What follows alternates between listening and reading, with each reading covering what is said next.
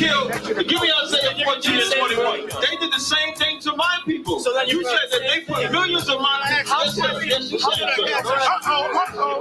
Should a murderer go to jail for murdering? Absolutely. Should a thief go to jail when he steals? Absolutely. Should a robber pay back the money he robbed? Absolutely. So why shouldn't the white man pay for what he did? That's right. That's right. One day you'll see just how it feels. Payback is a dog. It's a dog. Payback is a dog.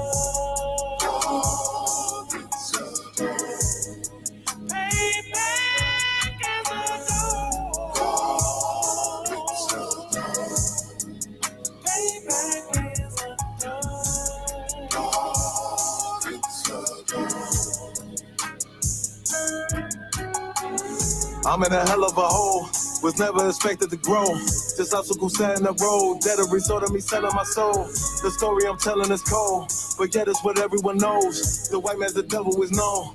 America was never our home. Only a place of captivity, safe facility, hating disfigure me. They claim that I'm lazy, be killing me. Maybe this slavery draining my energy. 400 years and counting. The trail of my tears is countless. The fact that I'm here is astounding, but I can't wait till this shit is surrounded. Ready to tangle my king and the angel, be ready to rap. Crack in the sky, nuclear missiles will make it official. I'm capturing every cracker surviving. Put them all in chains where they need to be. Slavery for me. And let the whole world see that with them in the cages, safer in the streets. Put the dog on a leash. Get resolved for the beast. 144, get the brutal show, we could all be at peace. As soon as the trumpets are sound, your kingdom, we busting it down. The only way justice is found, the time for your judgment is now. You'll see just how it feels. Payback is a dog. It's a dog. Payback is a dog. It's a dog.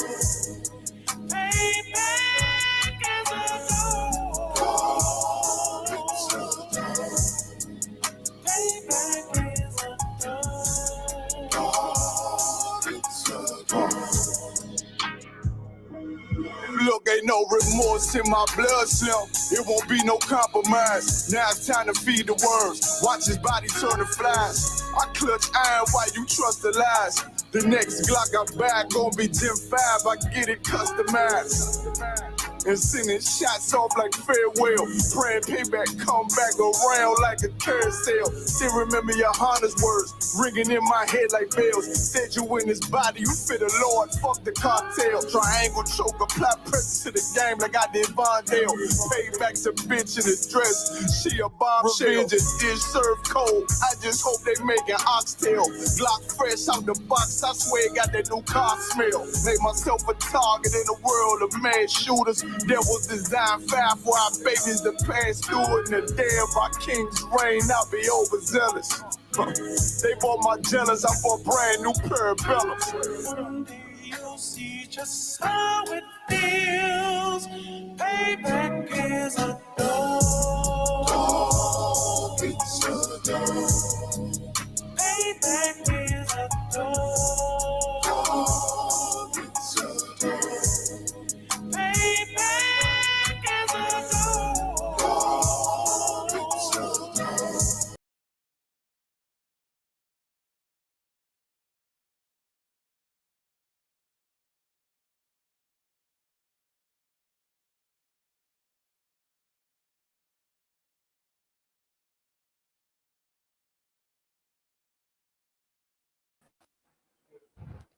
All right. Is mic on? Mic check. Shalom. Yahweh Shem Yahshua Barakatah. Yahweh Shema Atam Ba'Shem Yahushai. We're at Isupk. Started out of 1 West, 125th Street, Harlem, New York in 1969 under Commanding General Yohana. Here to teach the truth of the Bible for called Black, Hispanics, and Native American Indians that according to the scriptures, you are the children of Israel. And in our classes here in San Antonio every Friday, for those of you tuning in, we do the Hebrew classes on Friday where we actually go into the language, the ancient, right? The ancient Hebrew, where we take the Bible, look at it in a more ancient form than what you even consider as modern Hebrew, right? And just to kind of recap what we did last week, we started Deuteronomy chapter 6. We did verses 1 and 2. Pretty much took the whole class to do that. We also went over briefly the numbers from 1 through 100. And so we'll recap on that at a later time, but we'll go back and circle around and do that too. But we're going to focus on is Deuteronomy chapter 6 a little bit more today, so we can get a little bit more into, well, what we want to do is we want to get to Deuteronomy chapter 6 and verse 4, because that's one of our creeds, you know.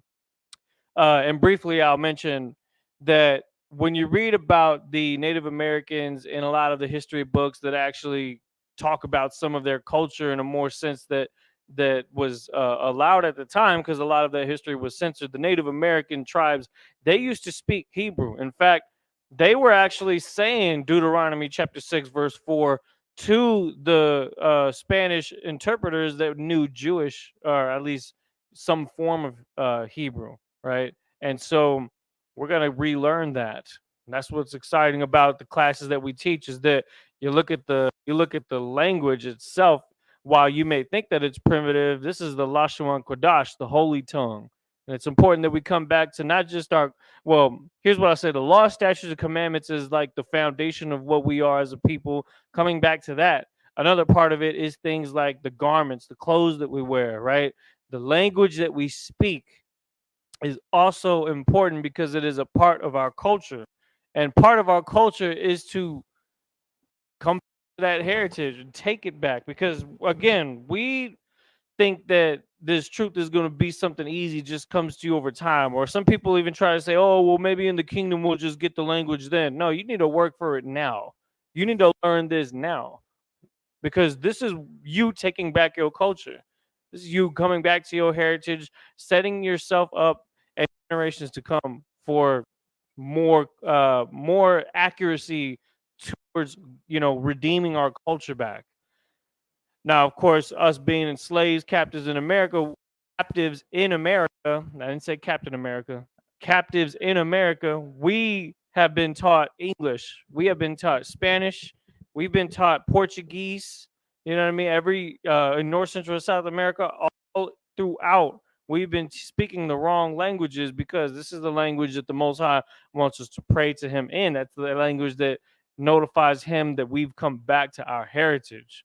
Now, there may be Israelite groups that disagree with that, but the issue with that is that how can we be in one accord if we're not coming back to our original heritage? You want to go and you want to try to mingle with Yiddish and bastardized forms of Hebrew rather than coming back to its original form, which is actually its most simplistic. So again, for reference, we have some of our basic rules that we use, and we're going to always reference these as we go over our sentences today, such as prepositions, possessive adjectives, and different rules like that. Over time, we will add more rules to this to give us a better understanding of some of the sentences that we're reading. But we'll keep it simple for now, right?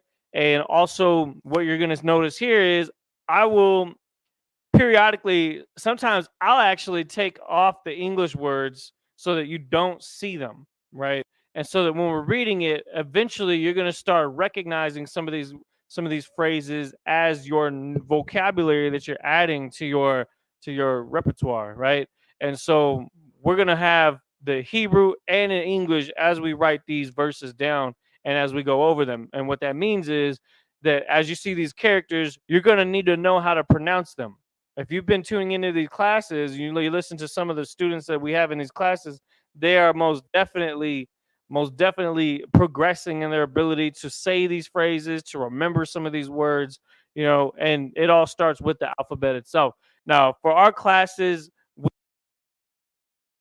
Hebrew, but you will see us reference things like the Bible Hub app, which is what we're using today to get to this point, because you have to know the actual alphabets of the Assyrian Hebrew so that you can line it right up with the ancient Hebrew, and that's what we're writing on the board.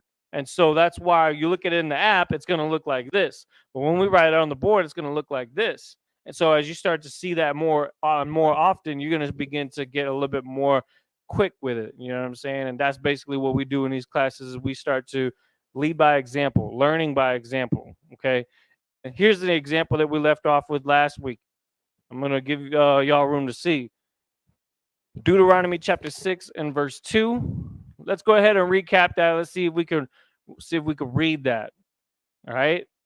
Ashar, Anakia, Matazawak, Atha, Mabanak, Waban, Banak, Kal, Yamya, Kayayak, Walama'ayin. So we got Arakan, Yamawak. And so what we just read was, which I command you and your son and your grandson all the days of your life, that prolonged may be your days. Hey, shalom, Christ.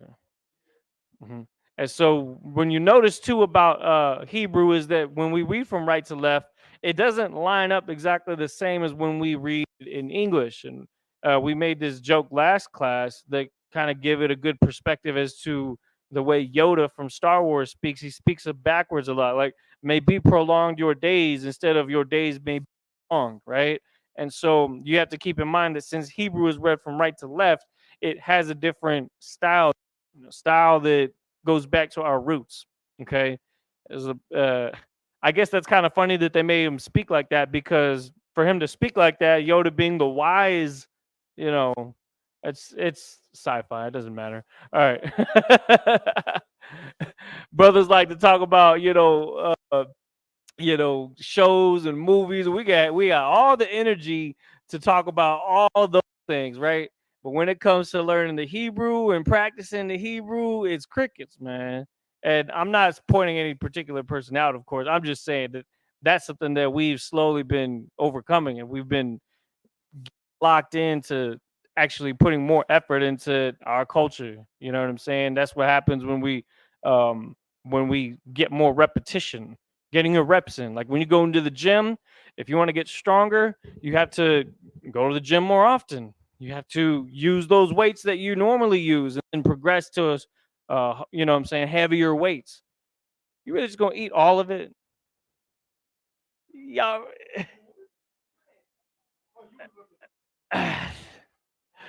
Now we're gonna read it again with only the Hebrew on the board. All right, so go ahead. This time y'all say it first, and then I'll repeat it.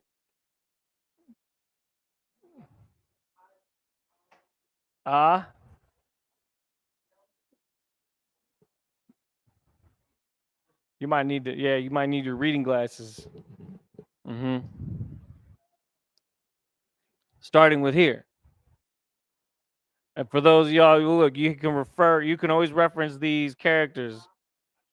Shah, and then a Ra at the end, right?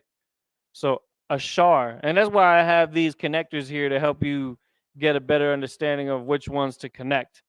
Ashara, but it's Ashar because it's connected to it, right? Another example, Anakya.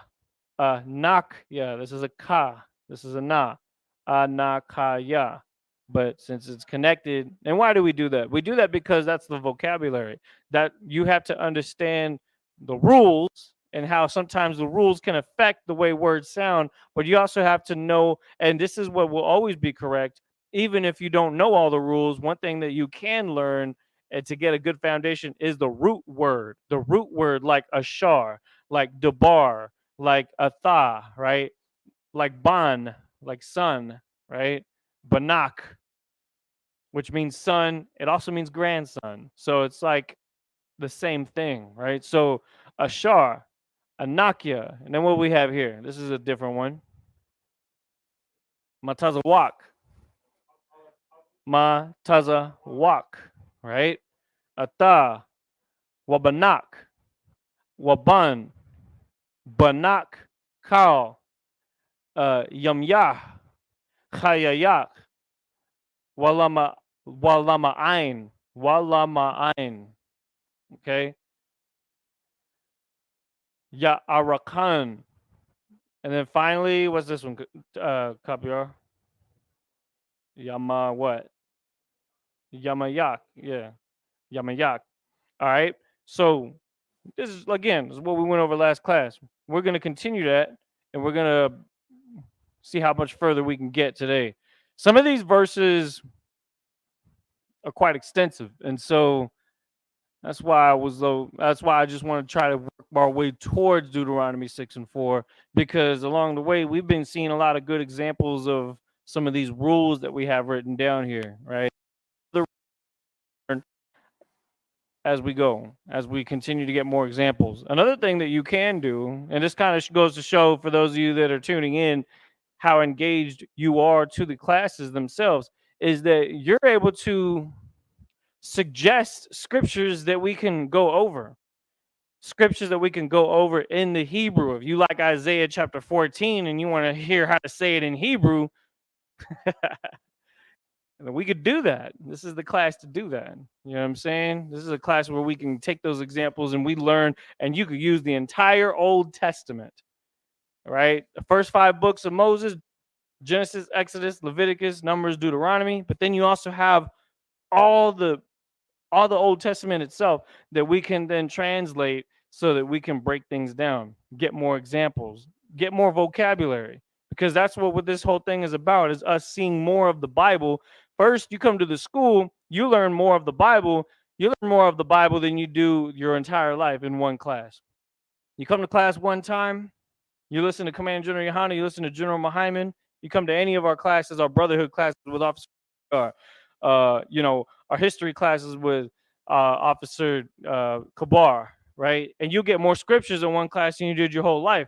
Well, guess what? You also got it when you start learning the language, you need to see more scriptures than you've ever done your whole life as well. Now, why is that? Because as you start to get more Hebrew, you'll start to know more Hebrew. Just like how when you start to hear more of the Bible, you start to know more of the Bible. And you didn't do that in the Christian church. And I'd be damned if we let our school do the same thing as the Christian church, where you may know a couple phrases, but then you never go into the book and get more of it. And the idea is to get more of the book. And our job is to show you the book in its original form. And so what we'll do is we're going to go to Deuteronomy, where we left off. We were in chapter 6, and for those of you that want to follow along to see what it is that we're breaking down, go to the Bible Hub app. You could download it on your Android devices, your iOS, your iPhones, right? It's free software. You download it, get to the interlinear version, which is what? It's the, I don't know if I could put this on the screen. There's like 6 squares here when you first open the app, and you hit interlinear, and the interlinear lines up the English along with the Hebrew. And so that's why I say it's important to know both alphabets, because the Hebrew that it uses in the app looks like this. And then when we write it on the board, it's the same thing. It's just written in the original Hebrew. So that makes it real intuitive, and it kind of helps us get some practice in with both alphabets, because we do use the Assyrian Hebrew that we learn to read as fluent as we can during the Sabbath service. And hopefully those of you that have been tuning in long enough, especially on Sabbath service, hopefully you see the progression that we've made, where some of our readers are sounding a lot more, there you go, be careful with that, sounding a lot more official, which is, all, saying most high in Christ for that. Now I'm going to write this on the board. Bear with me one second while I get that. Oh yeah, that looks better.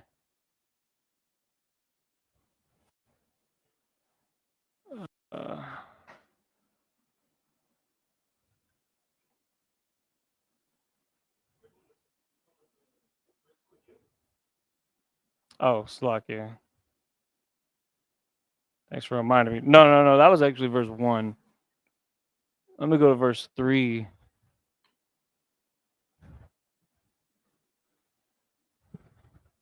There it is. All right.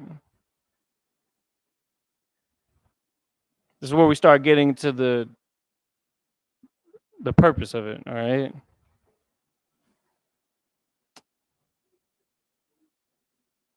By calling me.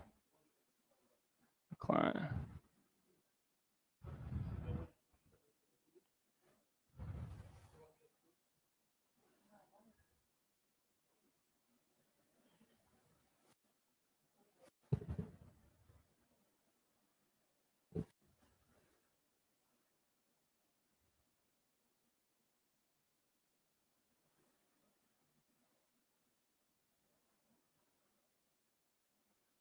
This is Deuteronomy.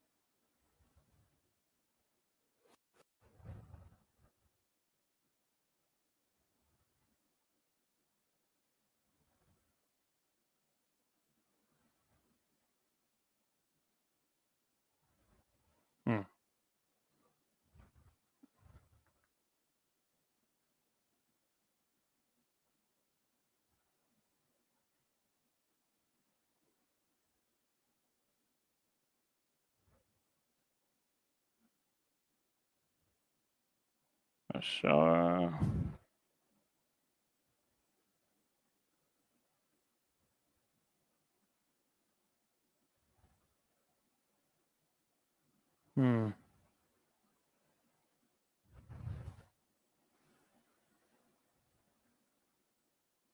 I'm just kind of writing down as much as I can here. Hold on, let me see. Well, sure. Sure.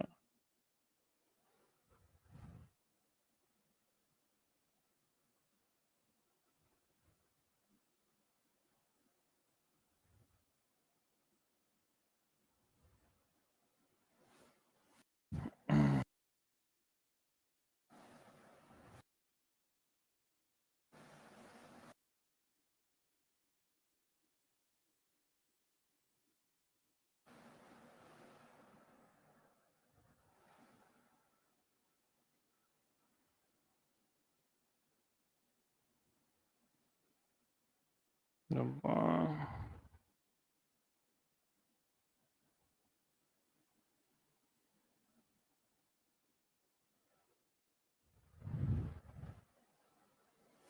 We'll go ahead and this right here. So again, what we're doing is we're writing down Deuteronomy chapter 6 and verse 3. And this is what we're reading here. This is let me write down here. Therefore here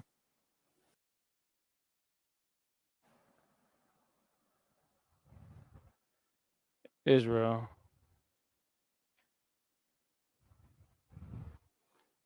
and be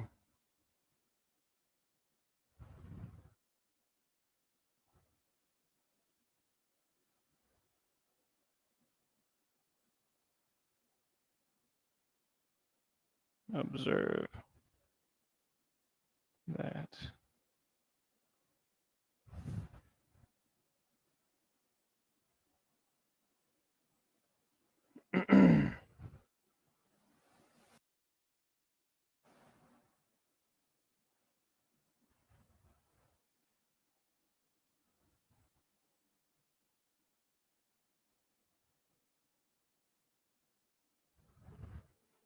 Greatly.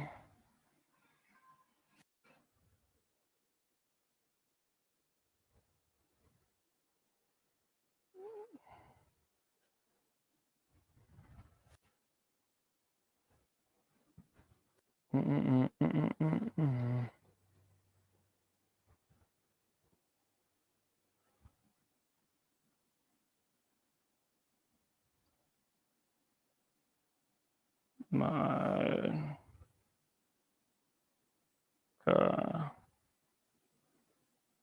sure.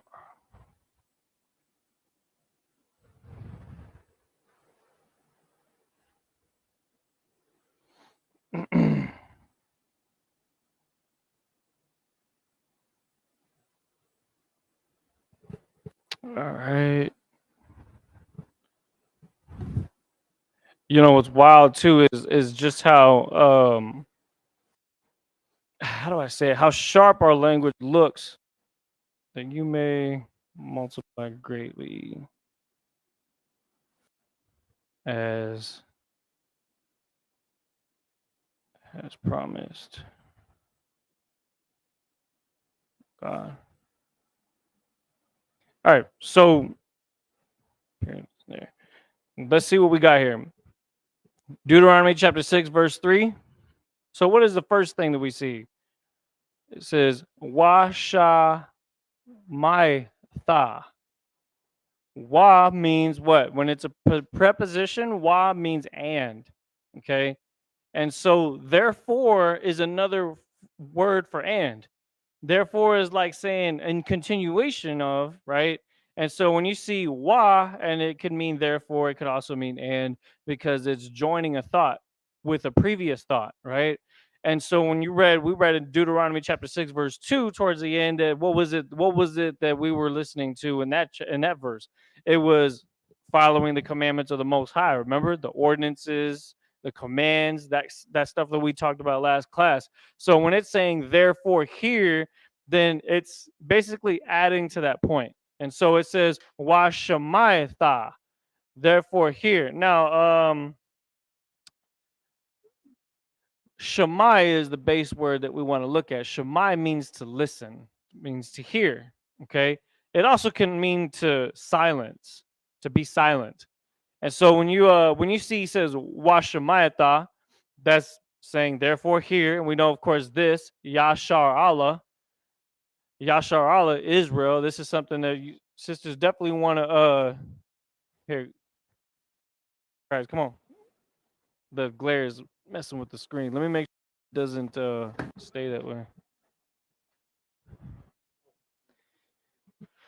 How's it looking? Oh, we still got that glare on the screen. All right, it's not as bad as the other one. All right, but let's go ahead and continue here. So it says, therefore, hear Israel. Y'all read it with me now. So we got Washamayatha. Go ahead. Y'all just repeating after what I'm saying. Washamayatha, Yashar Allah, Washamarath. It says La Aishawath. It says two. Now let's break down what we know from this, right? Oh, you can move that chair a little bit. I want to be on this side more because I don't want to block this side of the screen. So when it says Wa Aishawath is going to be to watch. Okay. So when it says la, that's where you're getting two from. A preposition for is right here. La, it's two. And where's la on this board? It's right here. So it looks just like this. And to be careful to observe, or it says to carefully observe, is it's written to careful observe, but we know that it also means to carefully observe. So it says la aisha wath. That, this is another word we see a lot. Ashar, okay. Ashar, let me see. Yeah, ashar means that. And then it says, it may be well. Yayatab. I didn't actually put a connector on that, but we know the word good means is tawab. And so the word well, what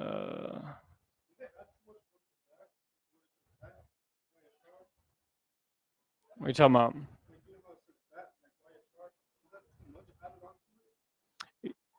Which one are you looking at? This one? Wa ashar. So what is it? So what, notice that it says that the same word, but if again, this means and, right? When we say wa means and. So it's continuing a thought. Kind of like now, how do we know that this is something that we do even today? I'll give you an example. You ever see a comma?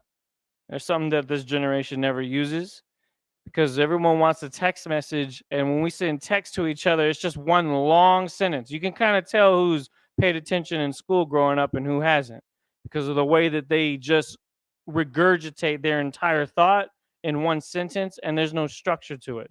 Hebrew is all about order. You understand? When we come back into the order of things, we use the language itself. The language is the punctuality. You understand? So when it's saying to carefully observe that, it may be well with you, what is this actually saying? And that. That be well with you, that you would actually imagine there being like a comma there so that it can switch gears while also still joining the next thought with the previous thought. You know what I'm saying? So that's why it says wa ashar. That's still okay. Ashar and then wa ashar. This is just like if you use the word that in a sentence more than once, it would kind of be crazy. It'd be crazy to just say it over and over, right? So that's why it's here's the informal that I would say this is the formal that this is an informal version of it because it's like, okay, we get it. We use the word that already, but I'm going to make sure that you understand that this is talking about something else. Go ahead. What are you talking about? To observe? Are you talking about right here?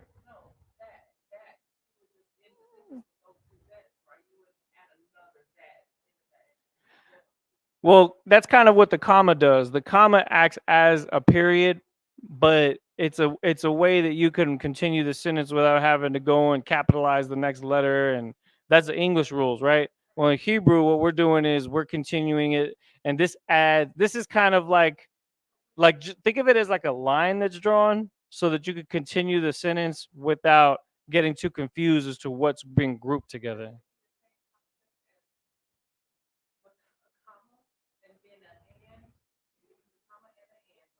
Yeah.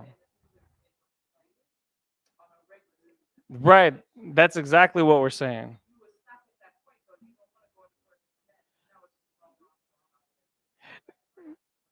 The comma kind of allows you to get away with saying a little bit more, right? So that's why it's okay to continue the sentence after you've done that, because once you've put that, this acts like the and the comma at once. Well, to give you an example, when we say the prayer, the blessings prayer, we're adding a lot of ands because we're saying, we say Barakatah Yahweh. So we start with the Most High, and then we say Wa Yahweh Shai, Wa Mayaka Allah.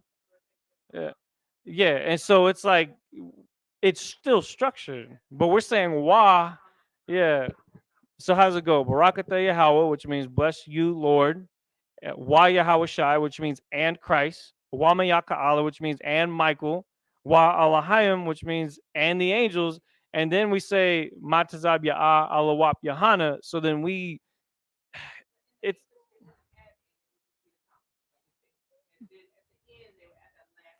that's true. That's absolutely true. Because it'd be like but see what's crazy is that we're actually saying that. We're just saying it in Hebrew because there was no comma.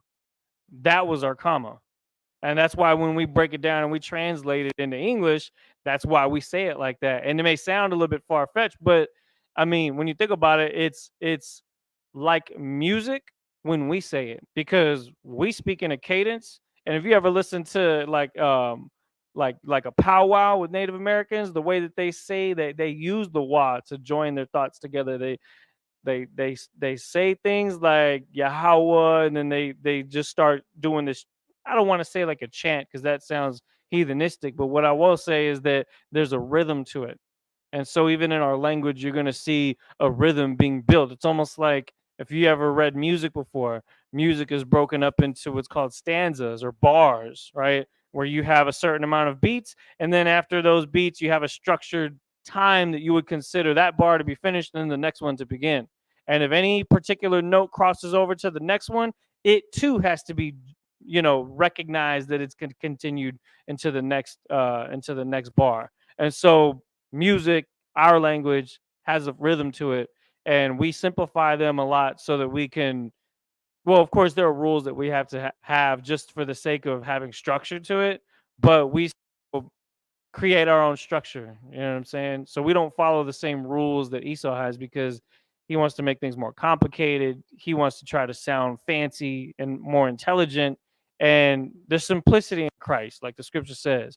It's really not about trying to make the truth complicated to where it can only be understood by Harvard graduates. And you know what I'm saying? I believe that, well, of course, this is what the scriptures is going to defend, is that the Most High is going to have the foolish of the world confound the wise. And that comes with the language as well, because the language is more simple than language needs to be, because every language on the earth comes from this alphabet right here.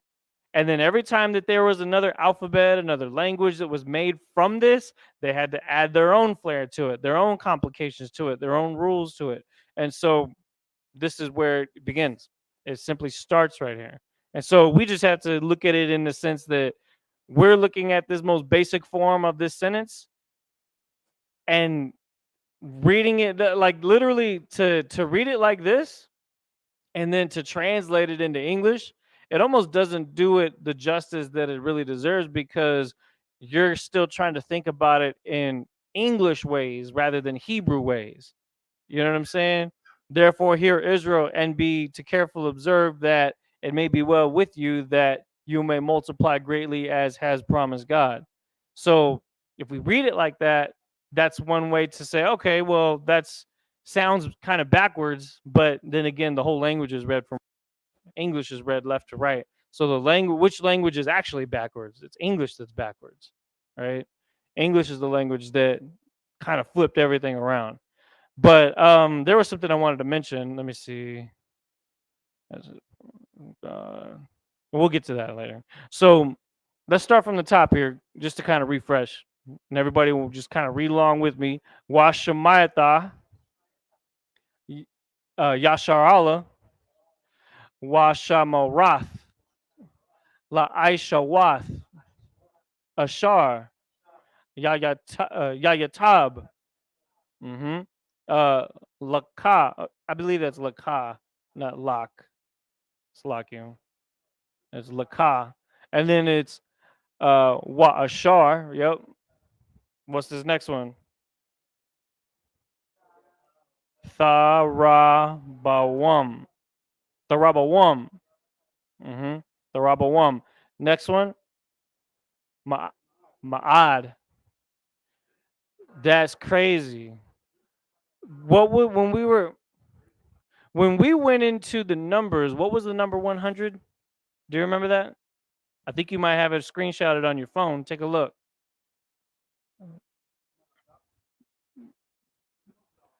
Look at the notes. When we get to the number 100, I think it's like ma'ath.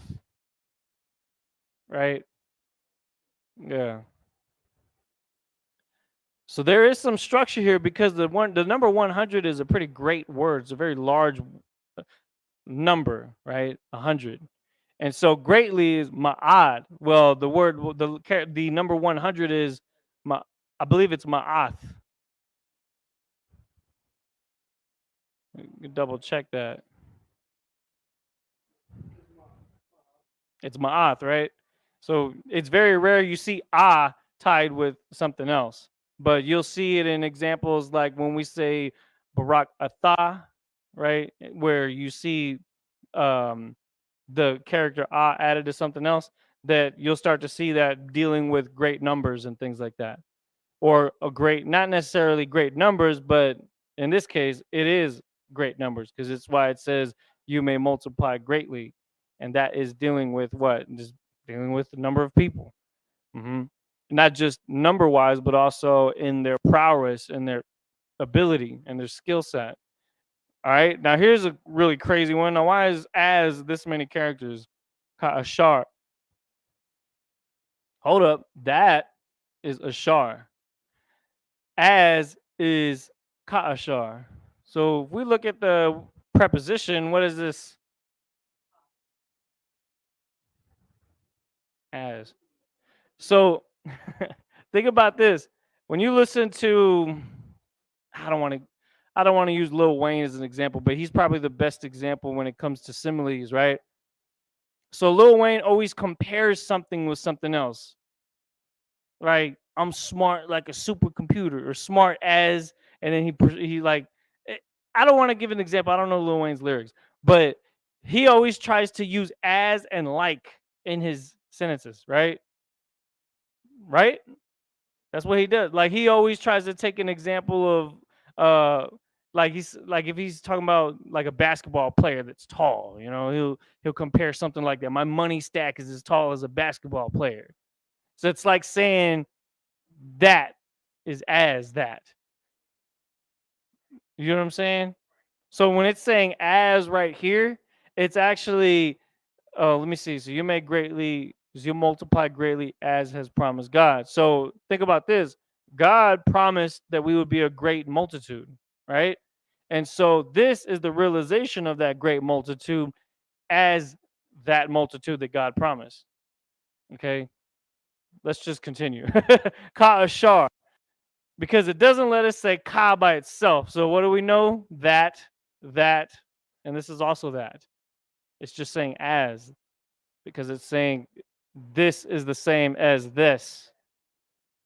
This multitude of us is the same as the multitude that God promised us.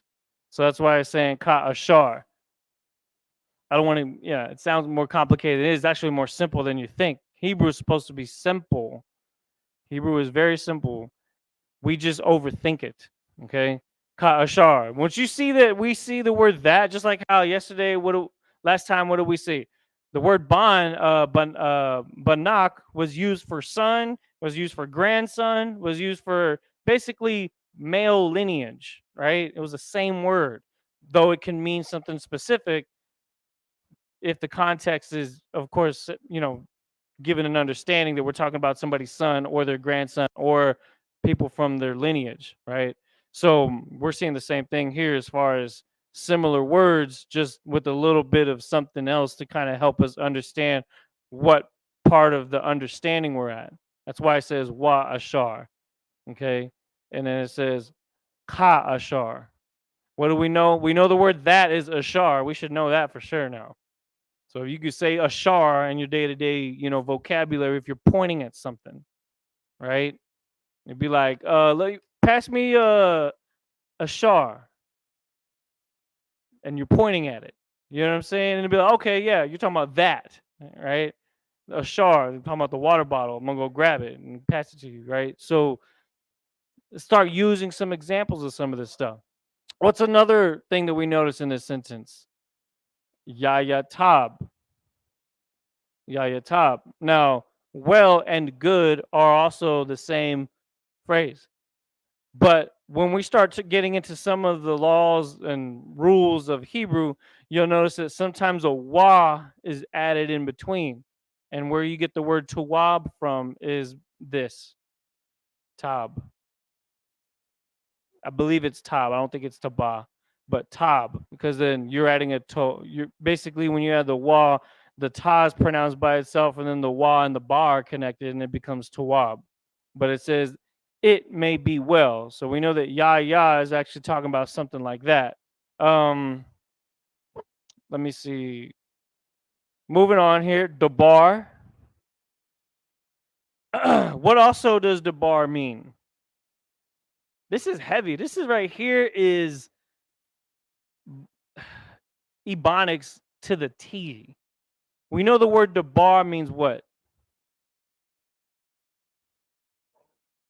You can look it up. Give me the strong. It's actually, all you got to do is just click on it. If you click on that number that's above it, it'll actually break it down. 1696. It means what? To speak. To speak. Like, is it Captain Dabar Amoth? Amoth means true.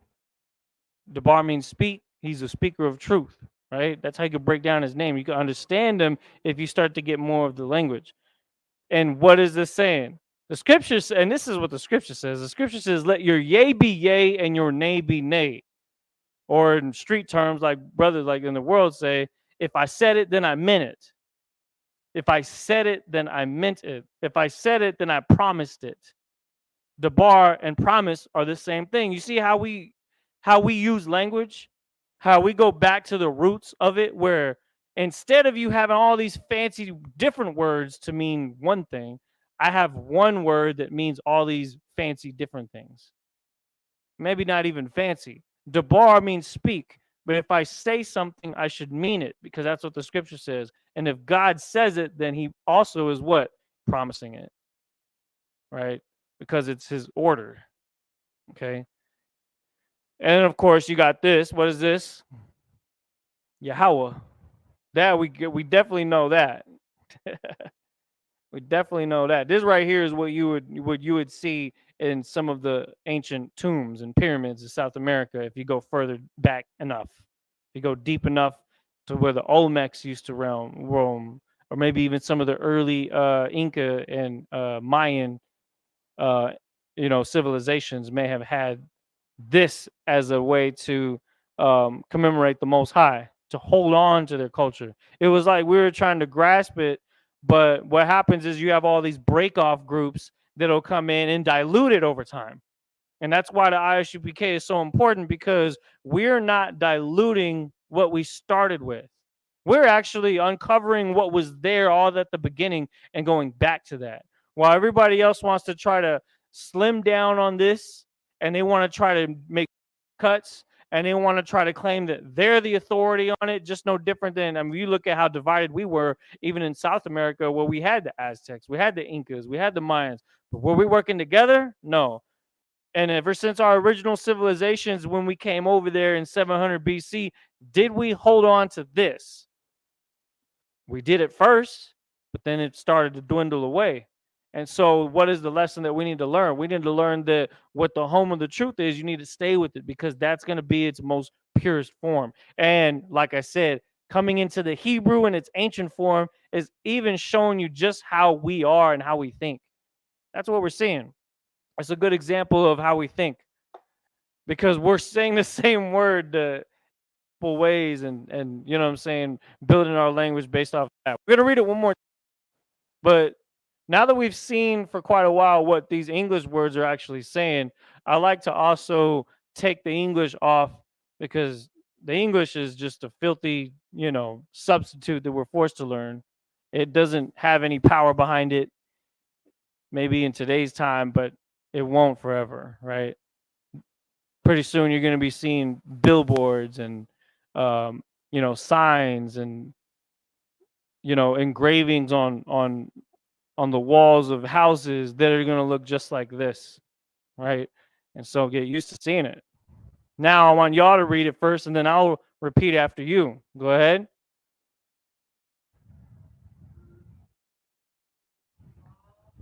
Washa, Washamaitha. Go ahead. Yashar Allah. Continue. Washamarath. Keep going. La Aisha Wath. All right, here's the first one. Ashar. Mm-hmm. Yayatab. Mm-hmm. And that, right? Go ahead. The rubber wath. So like the rubber one. The rubber one. Keep going. Ma'ad, which means great, right? Remember? Was this? Ka'ashar, which means as, remember? And then continue. Dabar, which means promise or speak. And then Yahweh, which means the most high. So now we're still imagining the English words over this, right? I don't know about you, but our brains can't help but to do that. But we have to think of when we hear Dabar, we shouldn't think speak. We should hear Dabar and just know that it means speak. You know what I'm saying? So that's why we go into as many examples of the language as we can. Now, there's more to it on this verse. I tried to put as much on here as I could, but I didn't get all of it. So where do we leave off on there?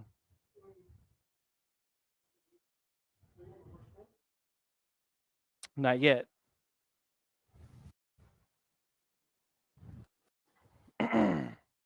We got more on here. So when we finished off, it says, "You may multiply greatly as has promised."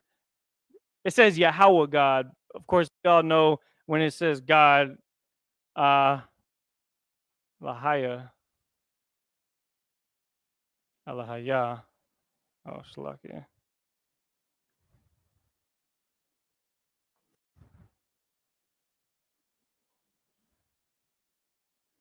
Alahaya.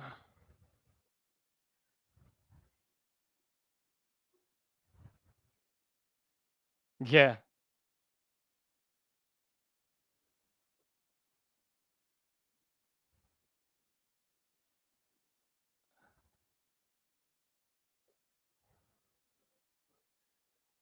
Your. Yeah. Perfect. Okay.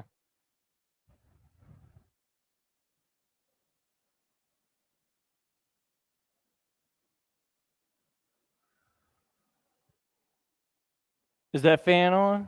Yeah, it's on. If you want, you could turn that a little bit towards it. I'm used to this heat because the factory is always like this. It'd be like 100 degrees. Zabah.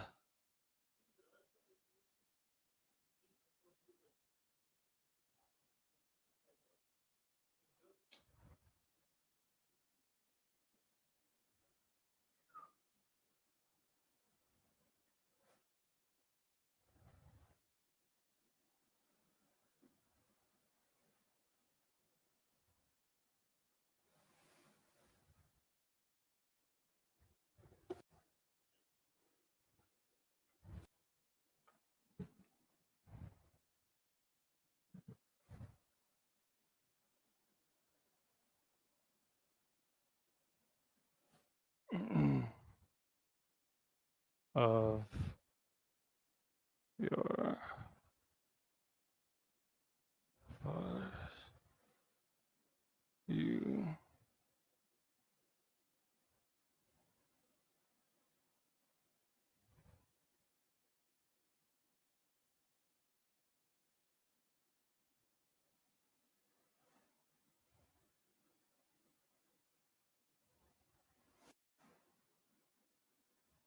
Honey. All right. So we got the rest of the verse up here on the board. I'll start from the top. Alahaya. Now, first, what we got to understand about this, because when we finish, for those of you that are just now seeing this, if this is where you're jumping in, you're like, oh, see, look, they say Alahaya. Well, we just said Yahweh. So what is that? Which one do we usually choose? Yahweh, if we're just gonna say the Most High, right? But it does say the Most High God of your fathers. So it says Yahweh, then it says Alahaya, and so go back to let me see, the God of our father, Alahaya, God the. I'm just kind of looking at some of these laws here. Okay, so think about this. Who's saying this right here? Moses is saying this, right?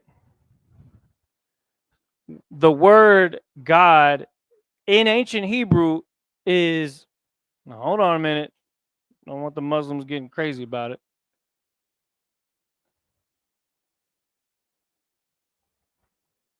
This means power.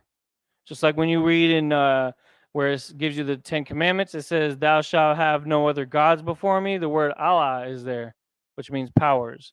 So when it says the power of your fathers, the word Allah is used there. But why does it say Hayya after that? Anybody care to take a guess? When it says the God of your fathers, he's actually, Moses is saying that God, that for sure it's his God. You know, he's like saying the God that I serve. So why does it say Allah Hayya? We know that Ha can also mean the.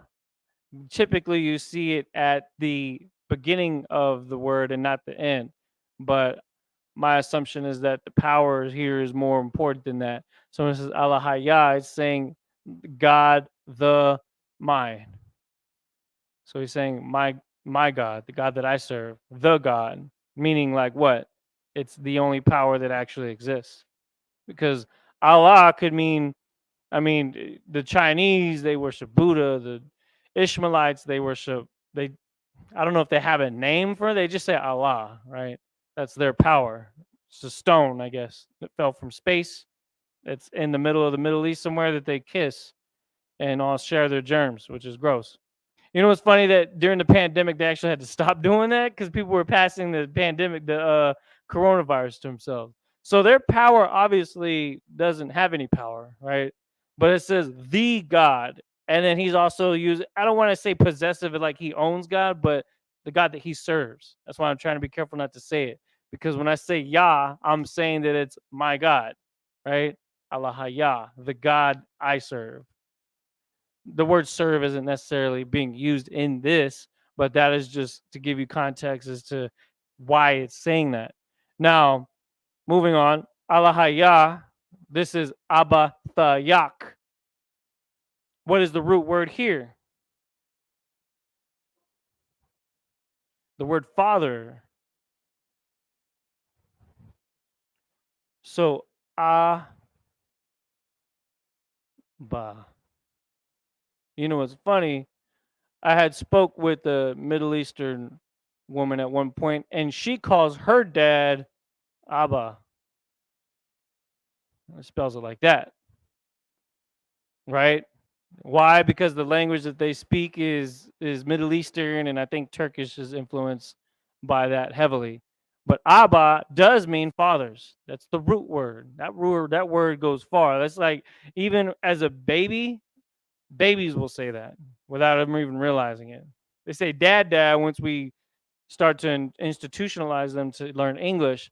But a lot of times they make babbling noises and it sounds like that. It'll be Abba or Amma, which means Amma means mother. So you just change the ba for Amma. So that's the root word that we're using right here. When you see it say Abathayak, then we're actually starting to use your, just like how it says right here. Abathayak. Then we have you, which is Lakha. Okay. A land. Just think of the word land by itself if you need help with that, because I know it's trying to give you context to understand the English word. But we know Arataza just means land. You understand? We see that all the time. Arataza. It means ground. In fact, when you go to Jeremiah chapter 14 and verse 2, and it says that Judah mourneth and negates their love language. They are black unto the ground. When it says unto the ground, it literally uses the word aratazah. Why? Because we are dark like the earth, the dirt, the actual ground itself that we share common wealth with. Because one, we come from the dirt. Our elements of our body is made from the elements of the earth itself, right? That, and we are the color of the ground, which is, if you step in mud, you'll see the same skin tone that we have, right? So Arataza means land. And then it says Zabath, which means flowing or flowing with. Zabath. Here's a good word, another vocabulary word, Chalab. Chalab is milk. Chalab. Chalab means milk. And honey. So what's the root word here? Because the wa is just saying and. So what is the actual word for honey? Dabash. Dabash. The God of your fathers, you flowing with the land with milk and honey. So obviously there's some context we're not getting here because we have to see the previous stuff we just wrote. But what did we say? That the Most High was going to promise us a land flowing with milk and honey. Remember? The Most High said it. And so we're just finishing that sentence there. We're going to read it one more time. I'm going to go ahead and erase the English, though. If there's anything, if you want to screenshot something, screenshot without the English so you can confuse everybody on your news feed. Because if you post this on your social media saying, look what I'm studying, they're going to see this.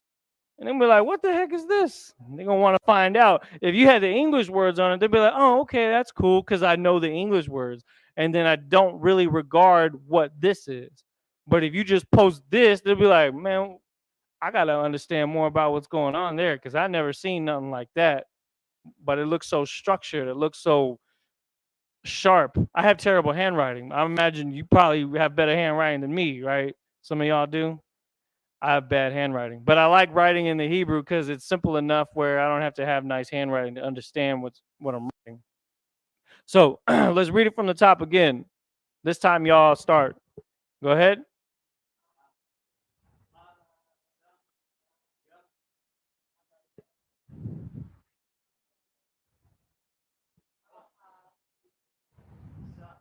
No, this is Yah. Allah Yah. There you go. Good.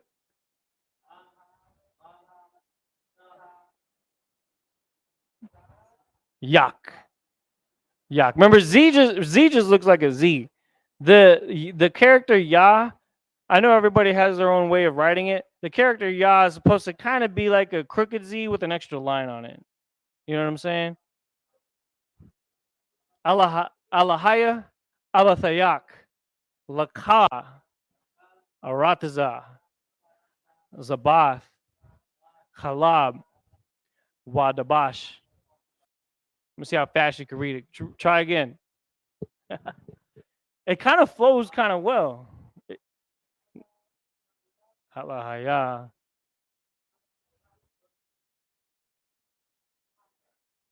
Alahaya, Abathayak,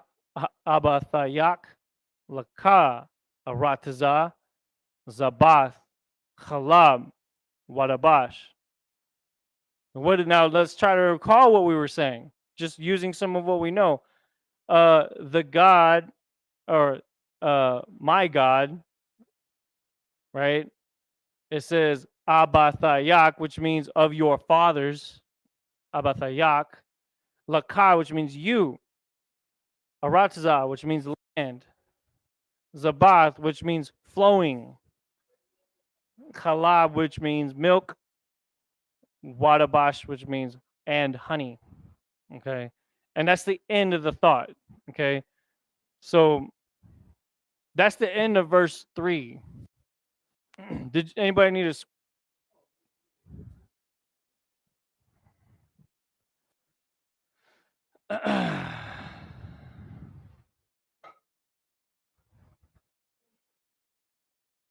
That's crazy, right?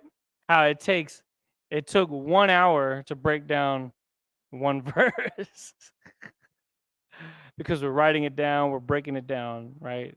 It's like when we're doing classes or when we're at camp, we're breaking down the Bible, we're jumping around. This is a different setting, and this is why I'm instructed not to make these classes too long, because when we do this, we're using it's like using a microscope and zooming in to like one verse and then really analyzing it in the language that it was meant to be read in, which is complicated. So what you're doing right now is something that is noteworthy because this is the kind of stuff people spend tens of thousands of dollars to go to a school to learn. You know what I'm saying? But the scripture says, freely ye have received, freely give. And that's the wisdom, knowledge, and understanding we get from the scriptures. That's why when we come to back to our heritage, it's important to, you know, to get invested in it, to start using it more often. And then, like I said, the more we see it, the more you'll just know straight off the bat. Ashar means that. What we say, khalab, what was it? Khalab was milk, and dabash is honey, right? Some of these vocabulary words we're going to start getting down. Now, we're going to go ahead and go to verse 4. This is why I started this whole entire segment. Now we can actually get to where we want to. This is the creed, okay? The creed, which is my. This is exactly what the Native Americans would say when they greeted each other.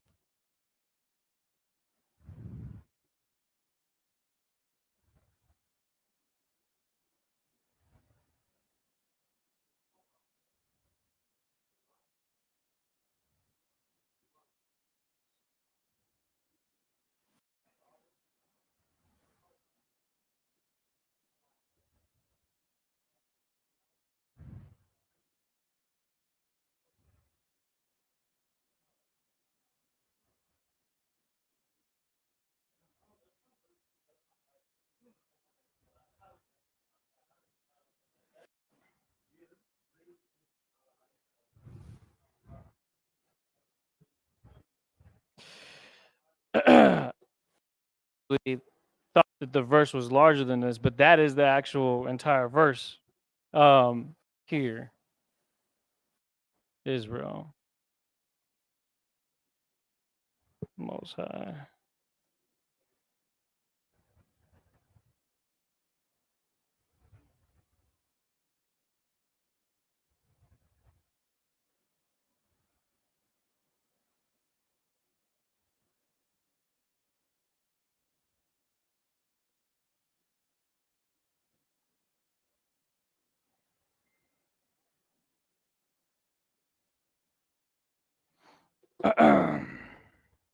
Simple enough. This right here is now. I'm taking a screenshot of this right here.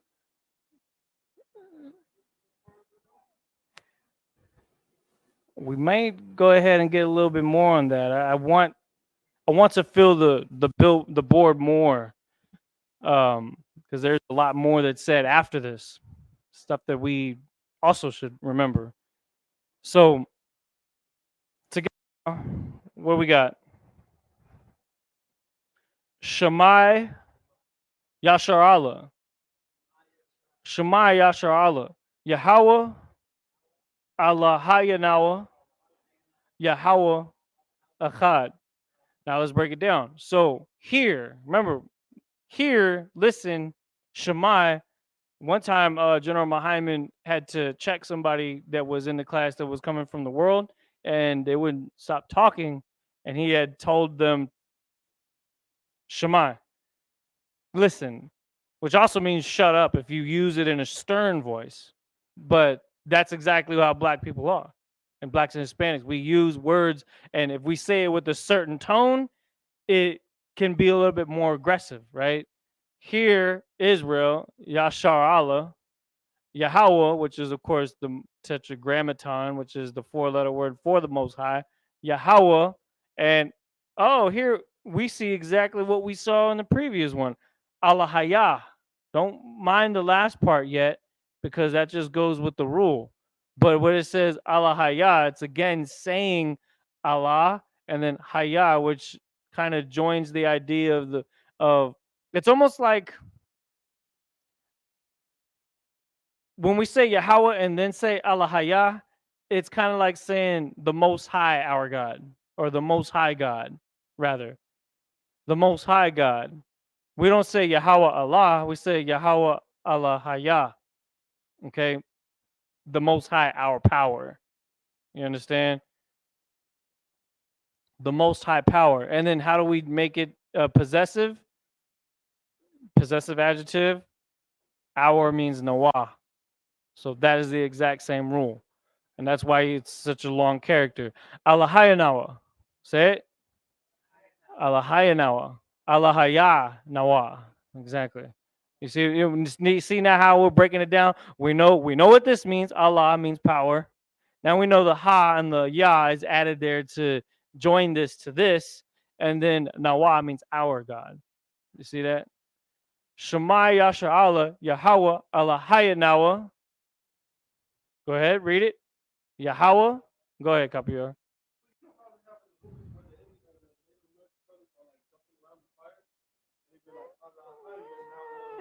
That's exactly. Yeah, in fact, there was a sample on one of the songs I listened to. It showed it was a Native American band. He was like Yahweh, Yahweh, and it has that same cadence, right? Yeah. But that's, what I'm saying, that's us. That's us. That's blacks and Hispanics, man. Like if we just start acting more spiritual, you know what I'm saying? But with the right, culture, because we take pride in all the little tidbits that we've added on. But if we do that, that's like what other fake Israelite groups do. And that's not what we do. What we're going to do is we're going to go back to the beginning, right? When we go back to the beginning, that's where our power is at. And that's why we're reading this right now, to remind ourselves that the Most High is our power, the source of what we, we get our inspiration from. Shema Yashar Allah, Yahweh, Allahayanawa, Yahweh, one. The is doesn't actually exist because we know Echad just means one. It says our God, the Most High, one, meaning the only one, the only power. You understand? When we say Allah Hayah, when we say Yah at the end, it means my power. But he's also using the word the power, meaning the only one that actually exists. The Most High, our God, is one, not all these different deities. Check the camera. I want to make sure it's not creeping. Yeah, it turned a little bit. What's up? No, because I see it on the screen right there.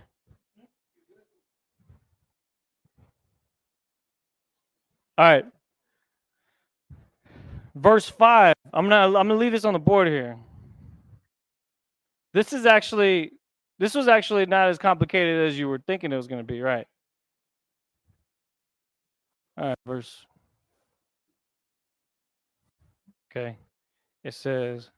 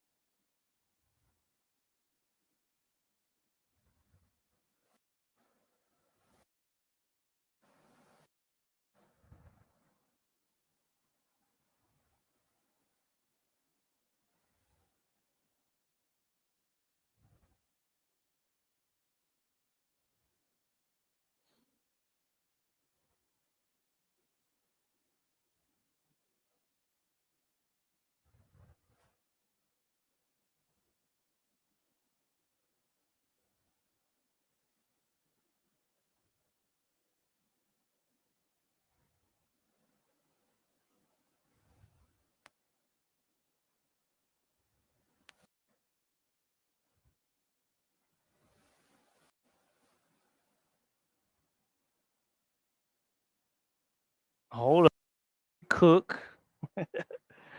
Ball. Slovakia. Wow.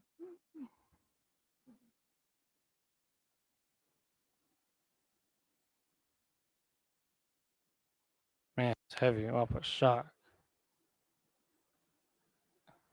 This is tight.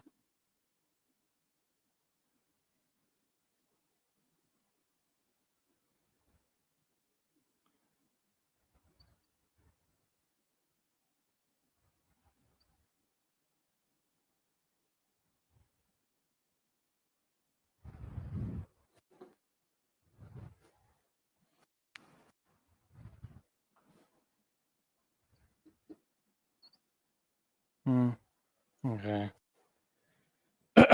We'll finish the class on this. Let me just go ahead and write the translation here. All right.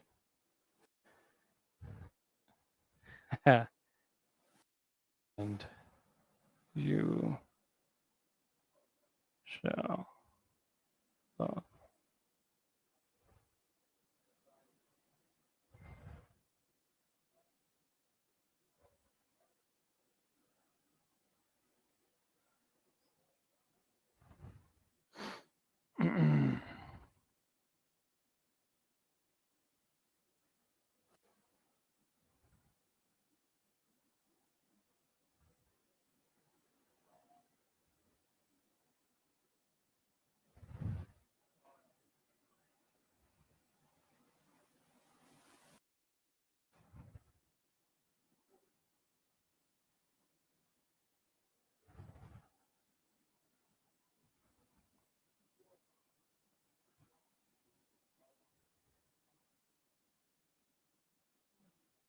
Remember we were talking about earlier, sis, about how we use the word and?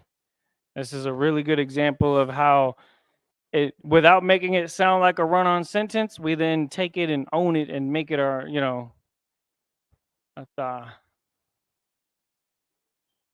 All right, so starting from the top, then we'll move forward. Deuteronomy chapter 6, verse 4. Shema Yasha Yahweh, Allahayanawa, Yahweh, Echad. All right, what we got here? Wa ahabath. So what does it say? And you shall love. Okay. Wa ahabath. Do y'all have the well, the word love is the root word here. Where is that? What is that? Actually, I don't even need to do that. I can just go back into the verse. So to love, ahab, ahab, ahab. Now shall is the star that's being added on there. That again we'll learn more later. But ahab is the actual root word for love.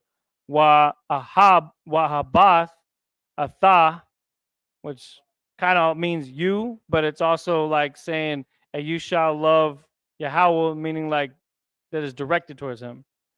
Your God, this is the same word we've been using earlier. So Allah Hayak, Allah Hayak, the possessive adjective ka is added to the end so that it refers to your. Now, sometimes it's when it's saying our, it's Noah. When it's saying your, it's ka. And then what that does is it makes the final word in Alahaya, it makes it added to the, you see that? So Alahayak. So this sentence again, wa ahabath, atha, Yahweh, Alahayak, bakal, with all is bakal. Okay, lababak. Lababak means your heart. Okay, so what does that mean? Heart by itself would be, let me go back to it. Your heart, Strong's 3824, labab. Labab is heart.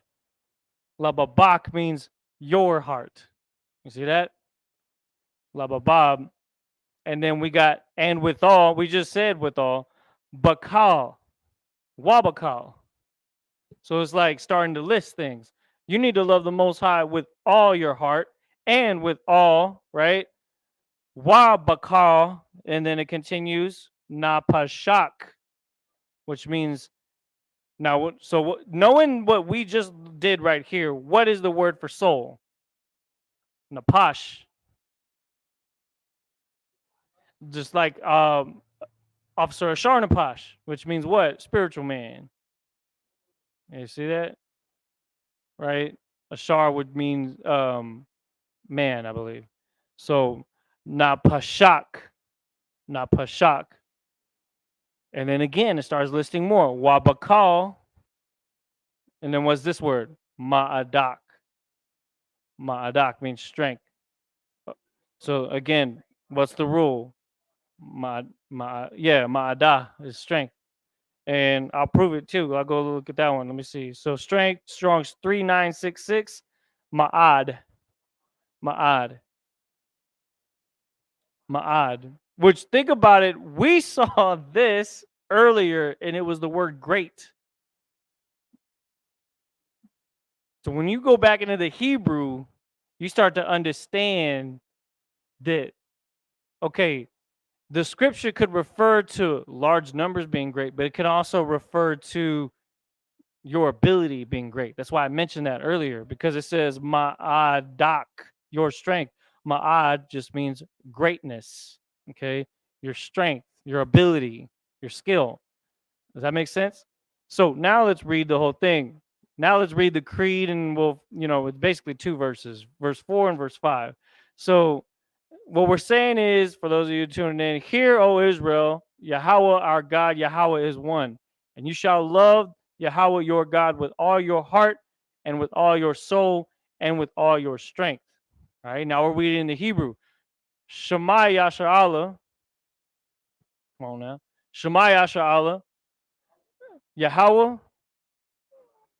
Allah Hayanawa. Yahweh. Achad. Wa Ahabath. Atha. Yahweh. Allah Hayak. Bakal. Lababak. Wabakal. Napashak. Wabakal. Ma'adak. It's like music, man. It's bars, son. Moses was up there freestyling on us, cuz. You know what I'm saying? You hear it now, right? There's a rhythm to this. If we can tap into that rhythm, it makes it easier to learn. Just like how if you go to the gym, are you not listening to music or are you listening to music? When you're working at work, if you have the chance to put your earbuds in, you're gonna put them earbuds in, you're gonna get to work because you're catching the flow and then you start moving more efficiently. You start doing things. Well, in our language, we have a flow. And if you start to, tune into that, you'll start to see just how that last part was heavy. It was wa'abab, it was wa'ahabath, ata Yahweh, alahayak, bakal, lababak, wabakal, napashak, wabakal, ma'adak. So it kind of like goes like this, right? And now you can screenshot that, learn it, focus on it. What's the most important parts about this? It's understanding, because this has been the ongoing thing for the past couple of weeks. If y'all have been paying attention, we're continuously showing you just how these basic rules here, and there's more rules, but these are the basic ones, right?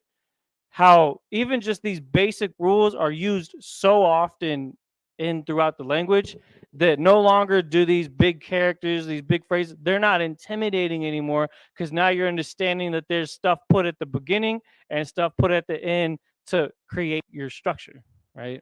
So that's what we're doing here. The ISUPK has been doing this since 1969.